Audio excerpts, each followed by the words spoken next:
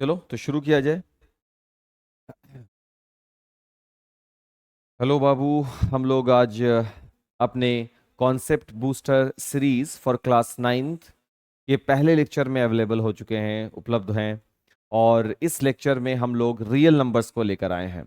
इस real numbers में हम टोटल 30 क्वेश्चंस को रखा है। ये पूरे चैप्टर को कवर अप करेगा। एनसीईआरटी, केसी सिन्हा और लालजी प्रसाद की किताबों का क्वेश्चन को हमने उठाया है। इस बात का ख्याल रखते हुए कि आज एक चैप्टर है, नेक्स्ट चैप्टर का वीडियो आपको हर अल्टरनेट डे पे अवेलेबल होगा। वीडियो को ठीक तरह से देखिए, जैसा कि हम आपको पहले भी ये बात कह चुके हैं और शायद वीडियो के आरंभ में भी हम ये बात कहेंगे। हर बार एक चीज कॉमन है, वो ये कि 10th क्लास में हमको जाना है। वहां पहुंचने के लिए हम अपने कॉन्सेप्ट को कितना स्मार्ट रखते हैं, कितना सही रखते हैं, ये जरूरी होगा। इसी के लिए हम ये इनिशिएट शुरू किए हैं, ये लेक्चर सीरीज शुरू किए हैं। ठीक है, तो चलो लेक्चर सीरीज में अपना कदम आगे बढ़ाते हैं। 4√12 -√50 -7√48। आपको पता तो होगा कि चैप्टर 1 अपना किस टॉपिक के लिए होता है? वास्तविक संख्या, रियल नंबर के लिए। वास्तविक संख्याएं, रियल नंबर्स। तो वास्तविक संख्याएं जो होती हैं वो परिमेय और अपरिमेय संख्याओं का संग्रह होता है। तो हम यहां पर उन्हीं अपरिमेय संख्याओं की संक्रियाओं को देखते हैं। तो हम कुछ खास क्वेश्चंस लाए हैं जो मेरे एग्जाम को कवर करेगा। तय है बाबू, ठीक है ना? इसका ध्यान रखेंगे, एग्जाम को ये कवर करेंगे। अब जैसे कि यहां पर पहले वाले पर हम आते हैं। 4√12, 4 बाहर में 4 है, √12 है। एक बात तो हम आपको यहां बता देना चाहेंगे कि 4√12 का मतलब ये भी है बाबू कि इस रूट के गोद में कौन बैठा हुआ है? 2। नो डाउट, ये रहेगा ही रहेगा। ठीक है, हम इसको लिखेंगे नहीं बट ये रहते हैं। ठीक है, ध्यान रखिएगा रूट में। तो √12 है, तो 12 को अगर ब्रेक करें तो 2 दूना 4 और तिया 12 हो जाता है। बहुत अच्छी बात है। √50 को ब्रेक करोगे तो 5 × 5 = 25, दूना 50। सर आपको ये कैसे मिल रहा है? बाबू अभाज्य गुणनखंड विधि, -7। और √48 को अगर तुम ब्रेक करोगे बाबू तो 2 दूना 4 दूना 8 दूना 16 तिया 48। ब्रेक हो गया सब। और क्योंकि अभी हम आपको बताया था कि यहां पर कौन रहते हैं? 2। 2 रहते हैं तो जोड़ा में 2 बनता जाए, निकालते जाओ। जैसे यहां जोड़ा में आ गया ना 2, जोड़ा में आ गया ना 2, पेयर बन जाए बस निकाल लो। यहां पेयर बन चुका है, ये निकल जाएगा तो 2 और 4 गुना हो जाएंगे तो 8√3 मिलेगा। माइनस यहां से कौन निकलेगा? 5। 5 बाहर हो गया, अंदर में कौन मिला? √2। यहां से बाहर हो गया 2, फिर ये बाहर हो गया 2। 2 दूना 4, 4 × 7 = 28। अंदर में कौन बच गया? √3। ये भी √3 की फैमिली, ये भी √3 की फैमिली, तो दोनों एक फैमिली से बिलोंग करेंगे। तो 8 में से 28 चला जाएगा तो -20 √3, क्योंकि फैमिली √3 की है। और -5 √2 ये अकेला है, क्योंकि ये फैमिली √2 की है, ये फैमिली √3 की है। इनके बीच में कोई संक्रियाएं, बोलो ना यार, कोई संक्रियाएं नहीं होंगी। बोलेगा सर हम कैसे बोलेंगे? अब ये वाला लेक्चर, ये वाला टॉपिक देखो, है ना। अब ये 4 बाहर में नहीं है, ये 4 गोद में है। और गोद में होने का मतलब ये हुआ, गोद में जब 2 था तो 2 के कॉम्बिनेशन पे बाहर निकला, गोद में 4 है तो 4 के कॉम्बिनेशन पे बाहर निकालो। तो 81 ऐसे बाहर नहीं निकलेगा जब तक कि इसका 4 का कॉम्बिनेशन ना हो। अगर होगा तो निकलेगा, नहीं होगा तो नहीं निकलेगा। 4 81 है तो 4 को रहने दीजिए वैसे ही गोद में, 81 को भले ब्रेक कीजिए। 3 तिया 9 तिया 27 तिया 81, -8। 3 है बाबू यहां पर। अब हम 216 को तोड़ते हैं। 6 × 6 = 36, 36 × 6 = 216। प्लस का 15 है बाबू, 15 रहने देंगे। 5 है बाबू, √32 है बाबू। 5 भाग में तोड़ना है ना, 2 दूना 4 दूना 8 दूना 16 दूना 32। अब बाबू प्लस का 225 है, प्लस का 225 है, तो क्या हम इसको ऐसा लिख सकते हैं 15 × 15? क्योंकि सर आप इसमें 2 का कॉम्बिनेशन क्यों ढूंढे? क्योंकि यहां पे कौन बैठा हुआ है? 2। वो लिखा नहीं जाता बट वो होते हैं। तो यहां पर देखेंगे कि 4 तो गोद में है, पर 3 पे पावर भी 4 बन गया, 8। 3 तो गोद में है लेकिन 6 पे पावर भी 3 बन गया। 15 तो बाहर है, 5 तो गोद में है लेकिन अंदर में 2 पे पावर भी 5 बन गया। और यहां पर रूट में 15 का स्क्वायर भी हमको दिखा। दिखा आपको? गुड। तो अब यहां से कौन बाहर आ गया? 3। वेरी गुड, 8 तो पहले से बाबू बराबर हो गया, तो बाहर कौन आ गया बाबू 6, 15 बराबर हो गया, बाहर कौन आ गया बाबू 2, और स्क्वायर है तो एक बाहर आ गया 15। हाँ हमको मालूम है, मन में सवाल आ गया होगा सर कैसे बाहर कैसे आ गए 3, तो चेक करते हैं इसको, है ना। 3 पर पावर 4 अंदर में पहले से है, और गोद में जो भी होता है वो भी 3 पर पावर बन करके आता है, लेकिन वो पावर बटे में होता है, तो क्योंकि यहाँ पे गोद में 4 है तो बटे में 4 आएगा। और हम पढ़े हैं कि किसी संख्या पर घात हो, उस पर भी घात हो, तो दोनों घात आपस में गुना हो जाते हैं, तो ये हो जाएगा 3, 4 की गुना 1/4 कट जाएगा ना, क्या आंसर आया 3, लिख दिया ना। उसी तरीके से बाकी भी लिख दिया। अब आंसर हो जाएगा -48, प्लस का 30 और प्लस का 15। बाकी की कहानी आपकी है, आप जाने। चलो आगे बढ़ते हैं। ये देखिए हम एक क्वेश्चन यहां सेट किया है। अब ये क्वेश्चन क्यों सेट किया है, क्योंकि ये हर का परिमेयकरण का प्रैक्टिस कराएगा, वो भी बिल्कुल नॉर्मल वाला, तो इसको भी देख लेते हैं। ये हो जाएगा 1/√7 माइनस √6। हर के रूप में कभी भी अपरिमेय संख्या नहीं हो सकती, चलो इसको परिमेय बनाते हैं, इनटू √7 प्लस √6 एंड √7 प्लस √6। इसी को बोलते हैं बाबू हर का परिमेयकरण करना। √7 प्लस 6 को 1 से गुना करेंगे तो √7 प्लस √6 होगा। a minus B a plus B रहेगा बाबू, तो ये हो जाएगा a² minus minus B square. Answer आएगा √7 प्लस √6 अपॉन 7 माइनस 6, यानी √7 प्लस √6 अपॉन 1, यही इसका आंसर हो जाएगा। आप 1 लिख भी सकते हो, नहीं भी लिख सकते हो, हमको नहीं लगता कि हमको यह समझाने की जरूरत होगी। यहां भी बाबू हर का परिमेयकरण करना है। 7 प्लस 3√5, 7 माइनस 3√5 इंटू, दो पद है ना, ये पहला पद है ये दूसरा पद है, बीच में माइनस है तो उसको प्लस कर देंगे, 3√5 एंड 7 प्लस 3√5, दोनों को मल्टीपल लगाएंगे तो ऊपर में हो जाएगा 7 प्लस 3√5 का होल स्क्वायर। बाबू एक जैसा पद है, a minus B a plus B, तो ये हो जाएगा a² माइनस b²। अब ये सामने में है a², 2 into a into B plus B का स्क्वायर डिवाइडेड बाई, ये हो गया 49 माइनस 3 का स्क्वायर 9, √5 का 5, तो 9 पच्चे कितना हो गया बाबू 45, ये हो गया 49, 7 दूना 14 दिया 42, √5, और ये हो गया बाबू 45 बटे में आ गया 4, ये हो गया 40 दूना 80, 89 5 94। अगर हम सब कुछ गुना भाग सही कर रहे हैं तो सही है ना। अब देखो बाबू कि इसको हम दो भाग में तोड़ सकते हैं ना, एक एक परिमेय वाला भाग और एक अपरिमेय वाला भाग, हम इसको दो भाग में रख देंगे। मतलब हम इसे लिख सकते हैं 94/4 प्लस 42√5 अब बटे में 4। क्यों सर आप ऐसा कर सकते हैं बाबू, क्या तुम 2 + 4/2 को 6/2 यानी 3 लिखते हो ना, क्या हम उसी चीज को 2/2 प्लस 4/2 नहीं लिख सकते? कितना आ जाएगा 1 प्लस कितना आ जाएगा 2 यानी कि 3। देखो तो वैल्यू आ गया ना बराबर, क्यों नहीं लिख सकते, वही काम कर दिया। 2 दूना 4 47 बार में, 2 दूना 4 21 बार में, तो आंसर आ जाएगा 47/2 और 21/2 साथ में √5, ये आंसर हो गया। अगर कैलकुलेशन में मेरा प्रॉब्लम रह सकता है, आप प्लस माइनस पे थोड़ा ध्यान दीजिएगा, क्योंकि हम समझा रहे हैं और जल्दी में है, तो माइनस प्लस में इश्यूज हो सकते हैं और आई एडमिट इट, हो सकते हैं। एक्स दिया गया है तो हमको इसका वैल्यू निकालना है बाबू। x² + 1/x² का वैल्यू निकालने से पहले हमको ये बात का एश्योरिटी चाहिए कि क्या आप इसे a² + b² के शक्ल में देख पा रहे हो। क्या आपको ये a² + b² की शक्ल में दिख रहा है? अगर दिख रहा है तो आपको फॉर्मूला मालूम होना चाहिए कि ये होता है a + b का होल स्क्वायर माइनस का 2ab।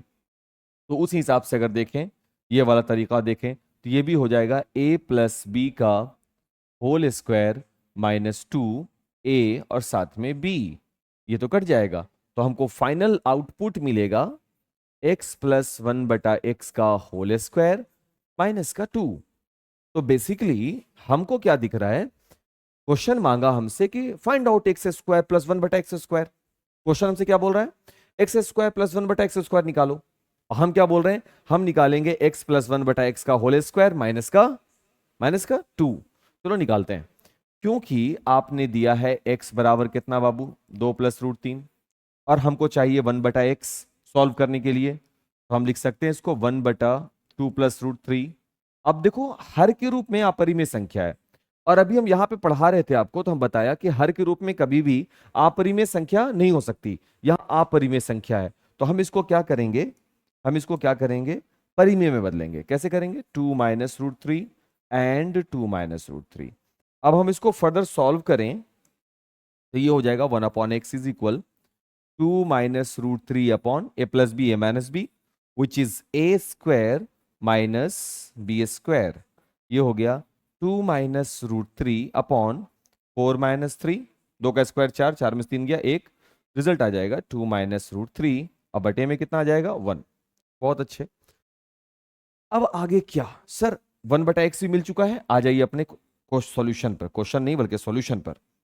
तो सॉल्यूशन है आपका कि आपको चाहिए एक्स स्क्वायर प्लस 1/x², जिसका रिजल्ट आपने फाइनली निकाला है x प्लस 1/x का होल स्क्वायर माइनस 2, और x प्लस 1/x, और x का वैल्यू है 2 प्लस रूट 3, 1/x का वैल्यू है प्लस 2 माइनस रूट 3, सब का होल स्क्वायर और माइनस का 2। रूट 3 तो कैंसिल हो गया, 2 और 2 हो गए 4, और 4 का स्क्वायर हो जाएगा 16 माइनस 2, कितना आ गया बाबू, 14। ठीक है, इतना ही शानदार था। स्क्रीनशॉट लो, फिर हम अगला क्वेश्चन पे आते हैं। नेक्स्ट क्वेश्चन है, नेक्स्ट क्वेश्चन है ए दिया हुआ है ए स्क्वायर प्लस 1/a², फिर से वही है बाबू, A square plus B square, sorry A square plus B square. अभी जस्ट फॉर्मूला लिखवाए थे कि आप हो जाएंगे ए प्लस बी का होल स्क्वायर माइनस का 2ab, माइनस का 2ab। हम बोला ठीक है, अगर यही फॉर्म है तो चलते हैं।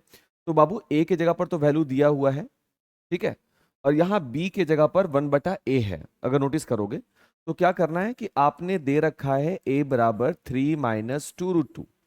हम फाइंड आउट करेंगे 1/a, यानी 1/3 माइनस 2√2। इसको कर देंगे 3 प्लस 2√2, और डिवाइड भी लगा देंगे 3 प्लस 2√2 से। तो 1/a का वैल्यू, ये हर का परिमेयकरण है, हम अपने प्रीवियस लेक्चर में बात किया है। थोड़ा सा वीडियो को बाबू पीछे करके देख लीजिएगा, हम क्वेश्चन सेट ही ऐसा किए हैं कि इशू ना रहे।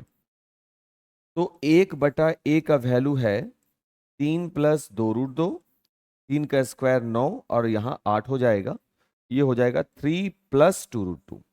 अब अगर हम मैथ को नॉर्मल करें तो मेरे पास मैथ देखो क्या होगा, A square plus B square is equal to A plus B का whole square minus 2a and b।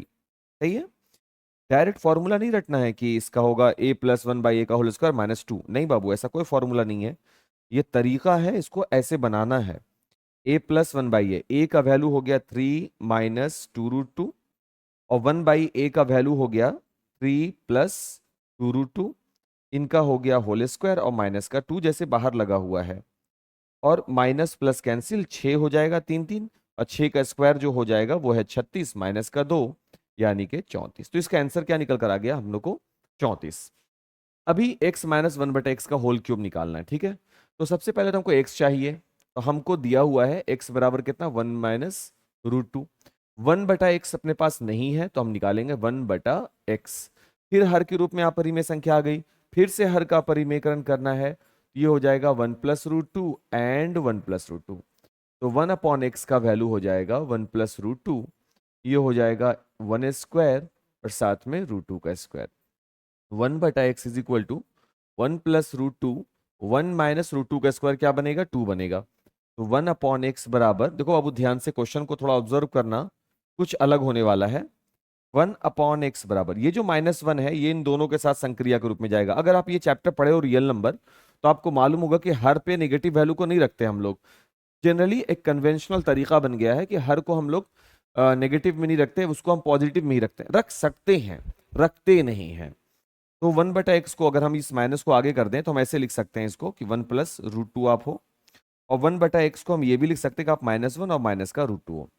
अब आते हैं अपने क्वेश्चन पर। मेरा क्वेश्चन कह रहा है कि आप हैं x माइनस 1/x का होल क्यूब, एक्स के बिहाफ में 1 माइनस रूट टू हो गया। अब माइनस 1/x के बिहाफ में, देखो 1/x के बिहाफ में क्या आया है, -1 माइनस का रूट टू, और इन सब का क्या लगा पड़ा है, क्यूब। ये हो गया 1 माइनस रूट टू प्लस का 1 और प्लस का रूट टू, और इन सब का क्या लगा हुआ है बाबू, क्यूब। दोनों रूट टू कैंसिल हो गया, एक एक क्या हो गया, 2, और 2 का क्यूब क्या हो जाएगा, 2 दूना 4 दूना 8। तो आंसर इसका बन जाएगा 8। आया बात समझ में? ओके। अभी तुम बोलोगे सर ये माइनस रहने देते, यहां पर सीधे माइनस माइनस प्लस हो जाता, बट हम क्वेश्चन तो आगे बनाया नहीं था। वो तो बनाने के बाद ना आइडिया आया कि सर ऐसा रहने देते, इसीलिए है कि क्वेश्चन अभी अभी अभी बनाया ही जा रहा है क्वेश्चन, इसीलिए ऐसा हो रहा है। अब यहां पर आप देखेंगे कि ये फॉर्म है, अगर आप ये चैप्टर पढ़े हैं तो आपको मालूम होगा कि अगर दो अलग अलग संख्याएं हो जिनके पावर, जिनके घात समान हो, तो दोनों संख्याएं आपस में गुना हो जाती हैं, और घात एक समान रूप में लिख दिया जाता है। तो इसका मतलब ये हुआ कि दोनों संख्याएं आपस में गुना हो जाएंगी और घात को एक समान रूप में लिख दिया जाएगा, और इसका मतलब हो जाएगा कि आप हो गए हैं 56 पर पावर 1/2। अगर चाहो तो तुम इसको ऐसे भी लिख सकते हो, √56। क्यों सर हम ऐसा इसको ऐसा लिख सकते हैं, क्योंकि इसके गोद में यहाँ पे कौन बैठा हुआ है, 2। वही 2 को जब आप हटाते हो तो 56 खुल जाएगा और 1/2 हो जाएगा। प्रीवियस लेक्चर में हम ये सब बात कर चुके हैं, है ना। चलिए सर, तो थोड़ा सा इसको और नॉर्मल करते हैं। 2 दूना 4 दूना 8 सते 56, यही ना होगा। ये पूरा का वैल्यू किस में हो गया, रूट में, पूरा वैल्यू रूट में।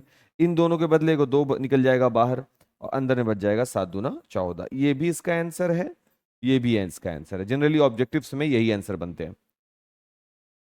अगर दो नंबर हो जिस पे पावर अलग अलग हो और वो डिवाइड में हो, तो बेस बराबर हो, पावर डिफरेंट हो, डिवाइड में हो, भाग में हो, तो घात आपस में क्या हो जाते हैं, घट जाते हैं। तो यहां बेस रह गया x, ये भी x हो गया बाबू, ये भी x हो गया, और पावर आपस में घट जाते हैं, 1/2 में 1/4 घट जाएगा, 2 और 4 कैल्सियम 4 हो जाएगा, तो ये हो जाएगा 2 माइनस 1, 11 पे पावर हो जाएगा 1/4।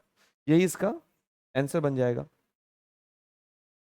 अगर कोई संख्या हो, उस पर कोई घात हो, ब्रैकेट के बाद उस पर कोई घात हो, उसके बाद उस पर कोई घात हो, या ऐसी इनफाइनाइट टर्म में चल रहा हो, तो वो सब पावर आपस में गुना हो जाते हैं, सब आपस में गुना हो जाते हैं।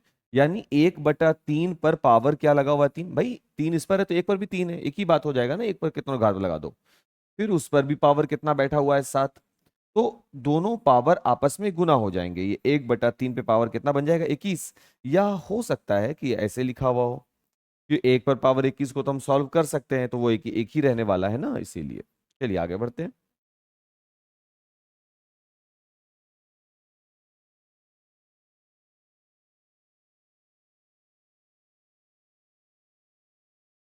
अब है 3 प्लस √7 अपॉन 3 माइनस √7, इतना तो ए और बी निकालना है।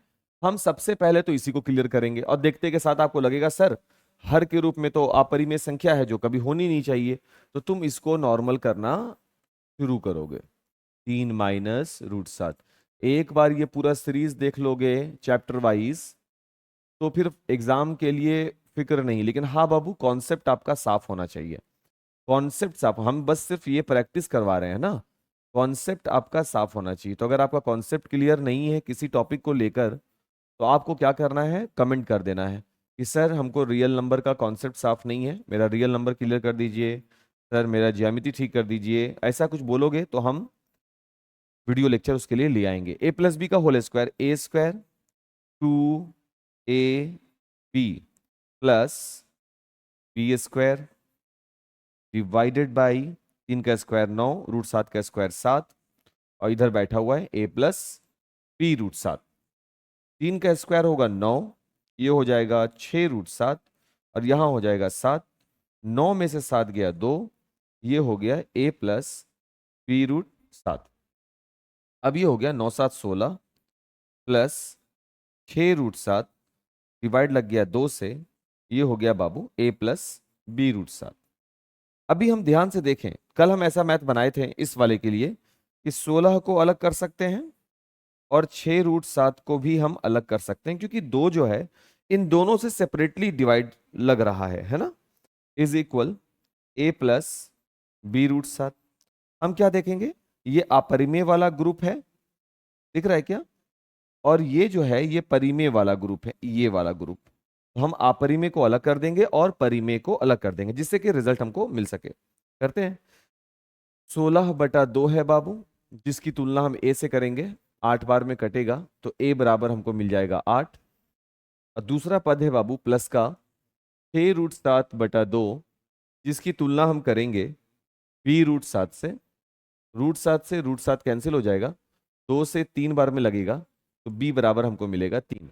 तो इस तरह से हमको मैथ में मिला कि a बराबर 8 और b बराबर 3। यानी ये जो मैथ दिया गया है, इसको अगर हम इस रूप में लिखें तो हम क्या लिख सकते हैं, a के जगह पर 8, b के जगह पर 3√7, ये लिख सकते हैं। आया बात समझ में? तो आप अगर इसको नॉर्मल कीजिएगा तो ये देखो, अगर नॉर्मल करोगे, दो कॉमन लोगे तो 8 + 3√7 हो जाएगा। वही कह रहा है कि इस क्वेश्चन को क्या आप इस रूप में लिख सकते हैं? बिल्कुल लिख सकते हैं, क्योंकि इसके बटे में क्या है बाबू, एक परिमेय संख्या के रूप में हो गया ना बाबू, बटे में एक है तो परिमेय संख्या नीचे हो गया। ये अपना रियल तरीका भी है। ठीक है, इसको भी स्क्रीनशॉट ले लो उसका भी।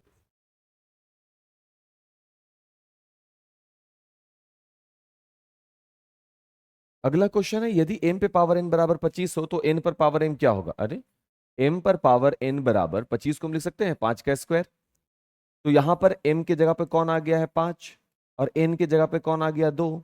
अब क्वेश्चन बोलता है कि n पे पावर m रख दो, तो n है 2 और m जो है वो 5 है, तो कितना हो गया 2 × 2 × 2 × 2 एंड क्रॉस 2, 2 दूना 4 दूना 8 दूना 16 दूना 32। इसका आंसर क्या हो गया बाबू, 32। बस। √10 गुने √15 कितना होगा, हम इसको हल कर देते हैं। रूट का 150, लेकिन जब चेक करेंगे तो ये आंसर नहीं होगा। तो हमको क्या करना है, 150 का इत्मीनान से एकदम अभाज्य गुणनखंड 75 बार में, 3 से 25 बार में, 5 से 5 बार में, 5 से 1 बार में। यानी 150 को हम क्या लिख सकते हैं, 2 क्रॉस 3 क्रॉस 5 क्रॉस एंड 5।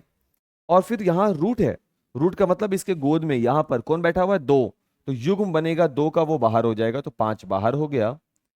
और 5 बाहर है, परिमेय संख्या के रूप में बाहर है, तो बचा कौन, 3 दूना 6। यही इसका आंसर होगा। ये है 5 गोद में बैठा है, और ये दोनों में फर्क है, ये 5 बाहर है, ये 5 गोद में है, मतलब अंदर में 5 का जोड़ा बनेगा तभी बाहर आएगा, अदरवाइज कोई बाहर नहीं आ रहा। इनटू 5, 6 पर पावर 0, किसी भी नंबर पे पावर 0 का वैल्यू 1 होता है। अब ये एक तब बाहर आएगा जब इसका 5 का जोड़ा हो, तो बाबू एक को तो हम ऐसा लिख सकते हैं ना 5 बार, और इन पांचों के बदले एक बार एक बाहर आ जाएगा। और यहां पर कौन बैठा हुआ है, 5 गोद में, अच्छे यहां से तो कोई बाहर नहीं आएगा, तो यही मेरा आंसर हो जाएगा। देखो, यही मेरा आंसर हो जाएगा। चलिए भाई, बहुत भारी भारी क्वेश्चन लग रहा है ना। Next, next 3। देखो बाबू, इसका मतलब क्या है, ये है 3 गोद में है बाबू, 8 का स्क्वायर है, तो हम इसको 8 का स्क्वायर जैसे रहने दिया। और जो चीज गोद में होता है ना, वो पावर के साथ बटे में आता है। ये हो गया 8 पर पावर 2/3। 8 का स्क्वायर 64 होता है, मालूम है ना। तो ये हो जाएगा, तो ब्रेक करना हो मैथ को अगर, तो मैथ को बहुत ही सहजता से सोचना पड़ता है। ऐसे नहीं कि क्या बन रहा है, ये हो गया 64, 8 का स्क्वायर 64 पर पावर 1/3। देख लो ध्यान से। और क्या 64 को अब हम क्यूब में तोड़ सकते हैं? यस सर, 64 को हम 4 पे पावर 3 बोल सकते हैं। और बाहर में कौन बैठा हुआ है, 1/3, 3 से 3 कट ही जाए, 4 आंसर आएगा। हम इसको और अच्छे से बना सकते हैं। 3 गोद में है, फिलहाल फर्क नहीं पड़ता, 8 को हम 64 बोल सकते हैं, स्क्वायर है। 3 गोद में है, 64 को ब्रेक करेंगे, 4 चौके 16 चौके 64, 3 का युग्म बन गया। तो इसका मतलब 1 4 बाहर आ गया। यहां से समझाने के लिए हम क्या लिखेंगे कि 3 गोद में है, 4 पे पावर कितना आ गया 3, तो 4 पे पावर 3 है, और साथ में ये जो गोद में 3 है ये बटा में बन के आएगा, 3 और 3 कट जाएगा, आंसर 4 देगा। ऐसे भी बोल सकते हैं। एक क्वेश्चन है, सिद्ध करें √3 एक अपरिमेय संख्या है, और इसके बारे में हम लोग क्लास में अच्छे से चर्चा भी किए बाबू, कि हमको सबसे पहले ये मानना है कि √3 जो है वो एक परिमेय संख्या है। तो हम भी वही करेंगे। हम लिख रहे हैं कि मान लिया कि √3 एक कैसी संख्या है, एक परिमेय संख्या है। अगर हम ये मान लें कि रूट 3, यहां से सॉल्यूशन बना रहे हैं, अगर हम ये मान लें कि रूट 3 एक परिमेय संख्या है, तो हम रूट 3 को ये भी कह सकते हैं कि आप p बटा क्यू के रूप में है। अगर हम ये मान लें कि रूट 3 एक परिमेय संख्या है, तो क्या हम रूट 3 को p बटा क्यू के रूप में लिख सकते हैं, अंश बटा हर के रूप में लिख सकते हैं? यस, लिख सकते हैं। लेकिन इस p और q में कुछ बातें कॉमन होंगी। क्या?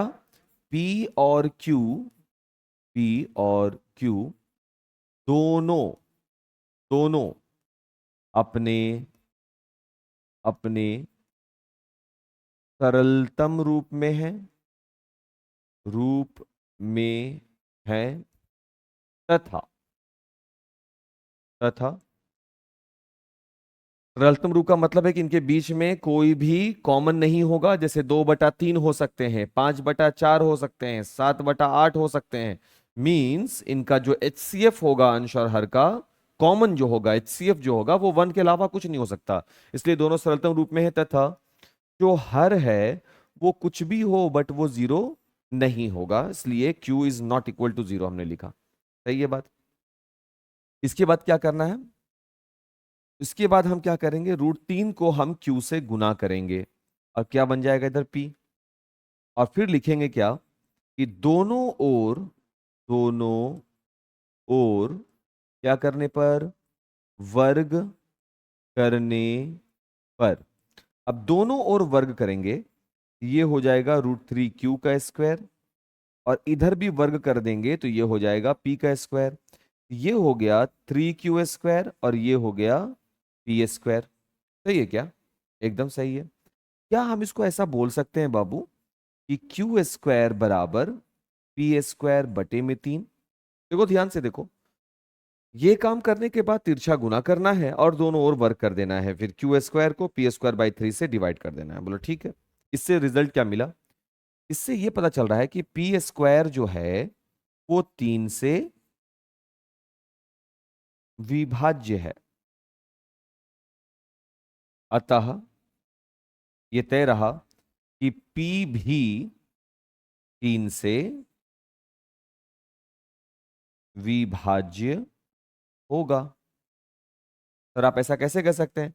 9 अगर 3 से विभाज्य है तो क्या 3 3 से विभाज्य नहीं होगा?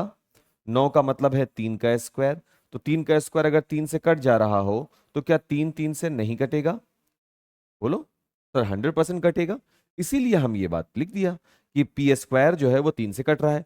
ध्यान रखेंगे, हमने ये मान रखा है कि P और Q में एक के अलावा कोई गुणनखंड नहीं है, मतलब P और Q केवल एक से कटेंगे। बट अभी मैथ बनाने के दौरान ये तय हो गया कि P² किससे कट रहा है? 3 से। कटने के बाद भागफल क्या मिल रहा है देख लो, यहां पर Q भी आ रहा है। अच्छा, अभी हम इसका अगला सेक्शन टच करने वाले हैं, पुनः लिखेंगे। पुनः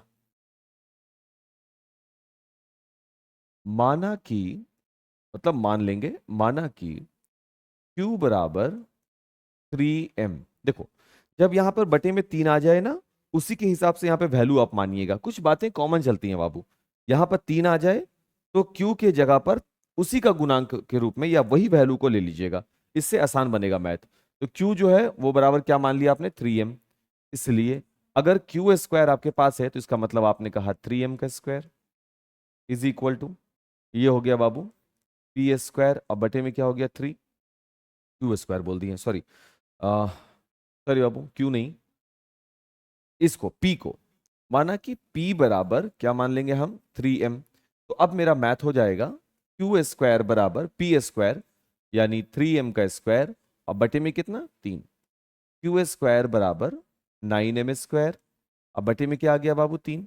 कितनी बार में कट गया? 3 बार में। Q² बटे में क्या आ गया? 3 इज इक्वल टू क्या आ गया? m²।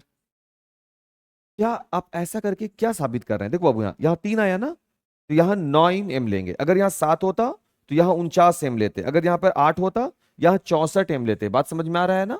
Good, good. तो अब यहां पर हम ये साबित करेंगे, जो बात यहां लिखा कि Q² 3 से विभाज्य है। किससे विभाज्य है? 3 से विभाज्य है। अतः यह भी सही होगा कि Q भी 3 से विभाज्य होगा। पूर्ण विराम। ये तय रहा बात कि अगर क्यू स्क्वायर 3 से विभाज्य है तो क्यू भी 3 से विभाज्य होगा। अब देखो भाई, हमने तो माना था कि पी और क्यू में कोई भी गुणनखंड नहीं है, और अपने मैथ बनाने के दौरान हम ये साबित करने लग जाते हैं कि पी भी 3 से कट जाएगा और क्यू भी 3 से कट जाएगा। स्पष्ट हुआ, स्पष्ट है कि पी और क्यू, पी और क्यू में 3 के अतिरिक्त, मैंने 3 के अलावा, 3 के अतिरिक्त अन्य गुणन, ओहो हो, 3 नहीं ना, एक, पी और क्यू में एक के अतिरिक्त। अब ये एक क्यों आया? क्योंकि आपने ये माना था एक के अतिरिक्त अन्य गुणनखंड, और अन्य गुणनखंड ग्रुप में कौन है? 3 है। इसका मतलब जो आपने माना वही गलत है। अतः जो मेरी मान्यता है, अतः मेरी मान्यता गलत हुई। हम्म, अतः मेरी मान्यता गलत है, गलत है। तो मान्यता क्या थी? मान्यता थी कि √3 एक अपरिमेय संख्या है। √3 अवश्य ही, अवश्य ही एक कैसी संख्या होगी? एक परिमेय, ओहो हो, परिमेय नहीं ना, अवश्य ही एक अपरिमेय संख्या होगी, होगी। ऐसे प्रश्न जो 2 नंबर के पूछे जाएंगे, ये चीज आप लोग 10th क्लास में भी पढ़िएगा, चैप्टर 1 में। यहां तो पढ़ ही रहे हो, फिर 10th में भी पढ़ना है। अच्छे से देखो इसको।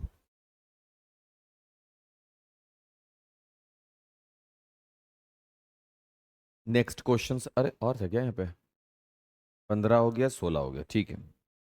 17, 17 नंबर में है 8√12 को डिवाइड कर दीजिए। 8, ओ सॉरी आज मेरा दिमाग उड़ी उड़ी जाए हो रहा है। 8√12, ध्यान से भाई, 8 जो है ना वो गोद में बैठा पड़ा है, तो क्यों ना हम इसको ऐसा लिख दें। कोई दिक्कत हो जाएगा क्या? अरे एक ही बात तो है, 3 से कट जाएगा कितनी बार में? 4। 8 गोद में है और अंदर में क्या निकलेगा? 4, और इससे ज्यादा कुछ हो भी नहीं सकता। ये कह रहा है कि 4 को 8 के कॉम्बिनेशन में तोड़ो, जो पॉसिबल नहीं है। वही आंसर है सर। यहां पे देखो, गोद में 4 है ना, तो एक बार संयुक्त रूप से 4 को लिख दिया, और अंदर में 5 × 8, और 8 पचे कितना हो जाएगा बाबू? 8 पचे 40। ये रहा आंसर, ये रहा अपना आंसर। ठीक। A+B, A-B, ये तो खैर तुम लोग देखते के साथ आंखों ही आंखों में बना लोगे ना बुआ। 11 का 121, 11, एक में से एक गया 0। ये सब क्वेश्चन में ना हमको डर लगता रहता है। पूछो का है? अब पढ़ाते पढ़ाते, आईएससी वगैरह लोग को पढ़ाते रहते हैं, तो छोटा बच्चा सबको हमको लगता है ना कि A+B कहीं गड़बड़ ना हो जाए। और ऑफलाइन में क्या होता है, तुम लोग बैठे रहते हो, भैया भैया भैया भैया भैया भैया भैया भैया भैया, मतलब होता रहता है, तो हमको वो इत्मीनान लगता है। मतलब तुम ही लोग हमको सिखाते हो, नहीं, एक्चुअल में, एक्चुअल में सिखाते हो यार, मजाक में नहीं बोलोगे। 10/3 का दशमलव प्रसार कैसा होगा? मतलब दशमलव प्रसार 2 होंगे, या तो शांत जानते होगे या अशांत जानते होगे, है ना। और अगर हर के रूप में 2 हो, 5 हो, या 2 × 5, हर के रूप में कौन होना चाहिए? 2 होना चाहिए, 5 होना चाहिए, या फिर 2 पर पावर n होना चाहिए, 5 पे पावर n होना चाहिए, 2 × 5 का रूप होना चाहिए, तभी शांत है। इनके अलावा कोई भी दूसरे नंबर की एंट्री हो जाए, एक एक एक को हटा के भाई बात हो रही है, तो वो अशांत होंगे। तो यहां पर इनका हम दशमलव निरूपण अगर देखें, तो सीधे हम बोल सकते हैं कि आपका दशमलव निरूपण अशांत तो होगा, क्योंकि आपके पास कौन बैठा हुआ है? ऑब्वियसली 3 बैठा हुआ है यार, 3 बैठा हुआ ना। 0.6 का P/Q रूप तो हम लिखते कैसे हैं? हम 2 तरीका बताएंगे, शॉर्ट तरीका भी बताएंगे, और 2 नंबर वाले को कैसे बनाना है हम उसको बताएंगे। 0.6 का ना, तो हमको सबसे पहले x मानना है। मान लिया कि x इज इक्वल क्या हो गया? 0.6, और 6 के ऊपर में एक एक रिकरिंग लगा हुआ है। रिकरिंग का मतलब होता है 6 को वो रिपीट कर रहा है। क्योंकि वो एक ही डिजिट को रिपीट कर रहा है, इसलिए हम लोग क्या करेंगे? दोनों ओर एक डिजिट को कर रहा है, इसलिए 10 से गुना करेंगे। दोनों ओर 10 से गुना करने पर दोनों ओर ये हो जाएगा 10x, और ये हो जाएगा, जब इसको हम 10 से मल्टीपल लगाएंगे तो 6.6। और 6 का मतलब क्या हो जाएगा? 6 का मतलब हो जाएगा 6 ये मतलब होता है, जिसको हम हटा करके आपके सामने डायरेक्टली लिख दिया क्या? 6.6। भाई दशमलव से गुना करोगे, एक 6 वहां शिफ्ट करेगा, 10 से गुना करेंगे तो पता है ना। ठीक है सर, क्या हम इस क्वेश्चन को ऐसा लिख सकते हैं बाबू, 6 प्लस 0.6 डैश, या रिकरिंग हे में 0.6 का रिकरिंग जोड़ेंगे तभी तो 6.6 बनेगा। क्या हम इस क्वेश्चन को ऐसा लिख सकते हैं 6 प्लस एक्स, क्योंकि 0.6 का रिकरिंग एक्स है, ठीक है सर, या 10x में x घटा दें तो यहां 6 मिलेगा, या फिर हम ये कह सकते हैं कि 9x बराबर 6 मिलेगा, या फिर हम ये कि 6/9, 3 से 2 बार में और 3 से 3 बार में, ये आंसर आ जाएगा कितना? 2/3। तो x जो है अपना, उसका वैल्यू क्या है? 2/3। x क्या है बाबू? 0.6 का रिकरिंग है, इसका वैल्यू क्या बना बाबू? 2/3 बना। देख लो कितना इजी है। 0.18 का पी वाई क्यू रूप यानी भिन्न के रूप में बदलना है, और इसके ऊपर में कोई रिकरिंग नहीं है, तो हम सीधे इसको 18/100 बोल सकते हैं। 2 से 9 बार में और 2 से 50 बार में, आंसर आ गया 9/50 बन गया। बहुत भारी बात है ना, लगा होगा बहुत भारी। 329/400 का दशमलव प्रसार कैसा होगा? प्रसार या तो शांत होंगे या फिर आसान तो होंगे। तो 400 जो हर है, इसका हर का अभाज्य गुणनखंड निकालो। 2 से कितनी बार में? 2 से कितनी बार में? 2 से कितनी बार में? 2 से कितनी बार में? 5 से कितनी बार में? और 5 से कितनी बार में? तो 400 जो है ना बाबू, वो 2 पे पावर 4 और 5 पे पावर 2 का रूप है। 2 और 5 के अलावा कोई भी संख्या नहीं है तीसरी, एक एक को छोड़कर, हम फिर से बोल रहे हैं। तो इनका जो दशमलव प्रसार होगा वो कैसा होगा? शांत। 2/11 का दशमलव प्रसार कैसा होगा? देख ले भाई, तो खुले बोल रहा है कि हम 11 हैं, तो हम कैसे होंगे?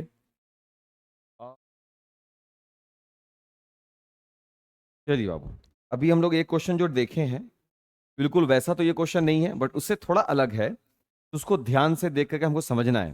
जैसे यहाँ पे 0.47 पे है, हमको देखना ये है बाबू कि दशमलव के बाद, ध्यान से हम यहाँ लिख दे रहे हैं ताकि कोई कंफ्यूजन क्रिएट ना हो।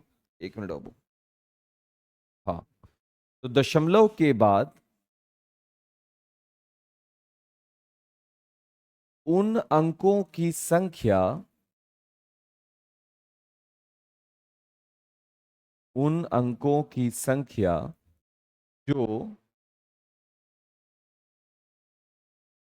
पुनरावृत्ति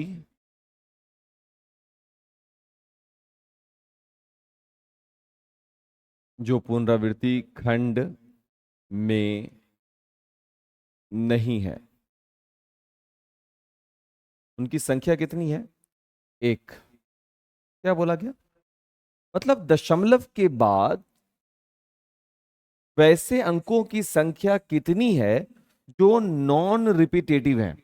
इससे पीछे वाले क्वेश्चन में जो हम बना रहे थे, यहां दशमलव के बाद सीधे रिपीटेटिव अंक सब भरे हुए थे। ये क्वेश्चन उनसे अलग है, तभी तो लाया गया है।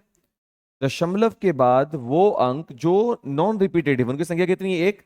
इसलिए केवल 10 से गुना करना है, तो दोनों ओर 10 से गुना कर देंगे। दोनों ओर का मतलब सपोज करेंगे कि x बराबर 0.47 पर रिकरिंग लगा हुआ है, 7 पर लगा हुआ है, ध्यान रखेंगे ना। तो हम इसको 10 से गुना करेंगे। जैसे ही 10 से गुना करेंगे, एक डिजिट शिफ्ट कर जाएगा, अब मेरे पास ये रह गया। अगर सवाल आपका हो जाए सर 10 से गुना क्यों किए, तो यहां पर देखो ऐसे नॉन रिपीटिव अंक आ गया है, तो यहां पर लॉजिक ये है कि सबसे पहले हम उन अंकों की संख्या को पता करेंगे जो नॉन रिपीटेटिव है। देखो 2 नंबर, ये सब क्वेश्चन जो हैं अगर एग्जाम में आएंगे 2 मार्क्स में डील होंगे। ये शॉर्ट में नहीं बनाना है, हर चीज को ऐसे किया ऐसे किया ऐसे किया बन गया, नहीं भाई, थोड़ा आराम से। तो 10x बराबर 4.7 पे रिकरिंग लगा दिया, ये पहला काम। ठीक, अब हमको वो नियम लगाना है। कौन सा नियम? यहां देखो, क्या नियम था? दोनों ओर 10 से गुना किए थे। क्यों किए थे? क्योंकि दशमलव के बाद रिपीटेटिव अंक की संख्या कितनी है? एक। अब दूसरा नियम लगेगा, दशमलव के बाद फिर से वही चीज लिखेंगे लेकिन अलग तरीके पे आएगा। दशमलव के बाद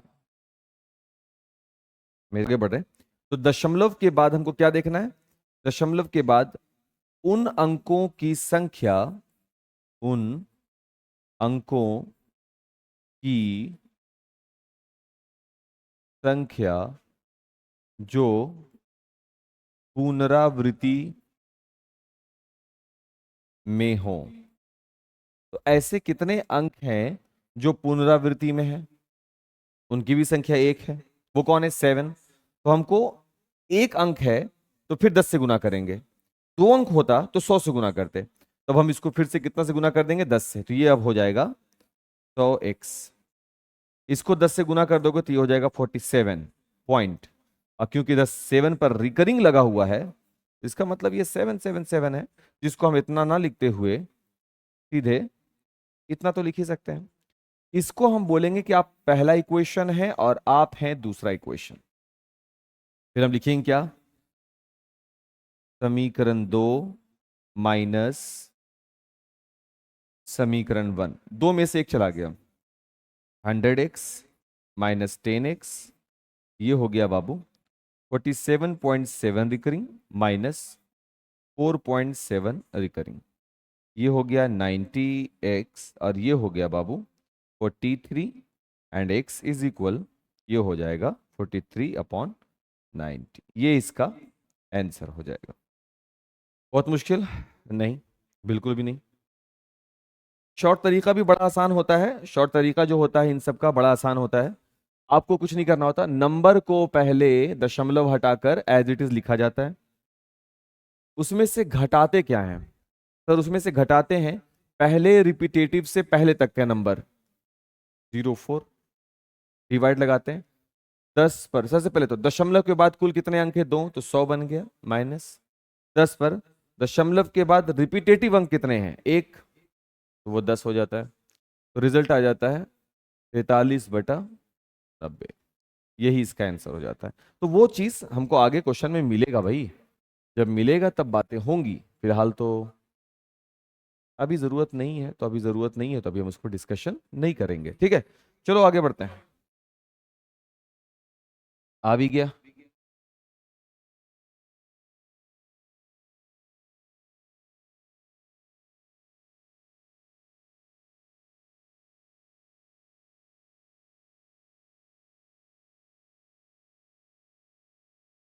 चलिए सर शुरू किया जाए। अब ये जितना भी क्वेश्चन है, ये सारे के सारे क्वेश्चंस जो हैं वो शॉर्ट ट्रिक पर है, तो बहुत जल्दी बनाना होगा। बट बनाने का तरीका क्या है? सबसे पहले समझो कि दशमलव यहां पर है ही नहीं, हो गया। अब दशमलव हटा करके बटे में क्या हो जाएगा? 100। भाई किसी पर भी रिकरिंग वगैरह नहीं है, तो यही इसका दशमलव निरूपण हो गया। p/q रूप दशमलव निरूपण बोलते हैं, यही इसका परिमेय निरूपण हो गया। 0.59 पर सिर्फ 9 पर है। सबसे पहले तो नंबर को एज इट इज लिखो, उसमें से घटा दो पहले रिपीटेटिव से पहले तक की संख्या। वो कौन है? 05 अपॉन दशमलव के बाद कितने अंक है? 2 अंक, तो 100 माइनस पहले रिकरिंग से पहले दशमलव के बाद पहला जो रिकरिंग है उससे पहले कितने अंक है? 1 अंक, तो 10⁻1। तो अब ये 10⁻1 का मतलब 10। अब ये 59 में 5 चला गया तो क्या मिलेगा भाई? 54। ये हो गया 54/90। यहां देखिए भाई, ये पूरा रिपीटेटिव है 7568। सबसे पहले नंबर को पूरा लिख दो। ठीक है, रुक जाओ पहले 1 मिनट, 1 मिनट। चलो आगे बढ़ा जाए यार। तो यहां पर हो जाएगा क्या? 137। देखो हम वही देखने के लिए गए थे। ये क्वेश्चन जो है ना थोड़ा सा मिस्टेक है बाबू। क्वेश्चन है 75 नहीं 76 है क्या? 7568। ओके, 7568, 5 और 8 ऐसे लगा हुआ है। वही हम देखने के लिए गए कि क्वेश्चन में कहीं कुछ रॉन्ग ना हो। हमको ध्यान आ गया कि हाँ क्वेश्चन ही हमने गलत लिख दिया था। चलो अभी ठीक है। तो क्वेश्चन ये है, 5 से 8 तक रिपीटेटिव में है। सबसे पहले नंबर को एज इट इज लिखा जाएगा, 1 3 7 5 6 8। उसमें से घटा देंगे किसको? पहला रिपीटेटिव अंक से पहले की संख्या 137 है।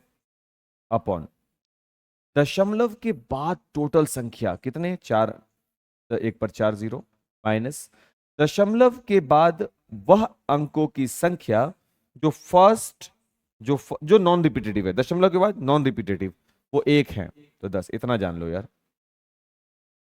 8 में से 7 गया 1, 6 में से 3 गया 3, 5 में से 1 गया 4, 7, 3, 1, 0 में से 0 गया 0, 9 में से सॉरी 10 में से 1 गया 9, ये भाई साहब हो गए 9, ये भाई साहब हो गए 9। नेक्स्ट 453, जिसमें से घटेगा 45 डिवाइडेड बाई 100 और माइनस का 10। सही है, ओके। 5, 13 में से 5 गया 8, ये हो गया 4, 4 में से 4 गया 0, है ना, और ये हो गया 4, 408। अब बटे में कितना आ गया बाबू, 90। ये हो गया 16154 माइनस 161। फर्स्ट नॉन रिपीटेटिव अंक से पहले तक के अंकों से बनी संख्या को घटाया जाता है, अपॉन दशमलव के बाद टोटल 4 अंक है इसलिए 4 0, माइनस दशमलव के बाद नॉन रिपीटेटिव 2 अंक हैं इसलिए 100। ये हो गया 4 में से 1 गया 3, 15 में से 6 गया तो 9, ये हो गया भाई साहब 10, 10 में से 1 गया 9, और ये हो गए 5, ये हो गया 1 अपॉन 0099। थोड़ा आंसर मिला लेना चाहिए भाई, आप चेक कर लीजिएगा, आप चेक कर लीजिएगा, ठीक है। तो ठीक है बाबू, इस तरीके से हम आपके लिए कॉन्सेप्ट बूस्टर लाते रहेंगे। और 10th क्लास में जाने से पहले मेरा अपना खुद का पर्सपेक्टिव ये कहता है कि सभी चैप्टर का आपका एक ओवरव्यू हो जाना चाहिए। कोई भी ऐसा टॉपिक जो अपना छूटा हुआ है, कोई भी ऐसा टॉपिक हो, चाहे वो फिजिक्स का हो, चाहे वो केमिस्ट्री हो, चाहे बायोलॉजी हो, चाहे सोशल स्टडी के पेपर में हो, सारे टॉपिक का हम कॉन्सेप्ट बूस्टर लाते रहेंगे। ये कॉन्सेप्ट बूस्टर का पहला सीरीज है जहां हम 40 क्वेश्चंस आपके लिए लेकर के आए थे, आगे भी लाएंगे। अगर आपको ये वीडियो लेक्चर अच्छा लगा हो तो कमेंट करके जरूर बताएं और ज्यादा से ज्यादा शेयर करें।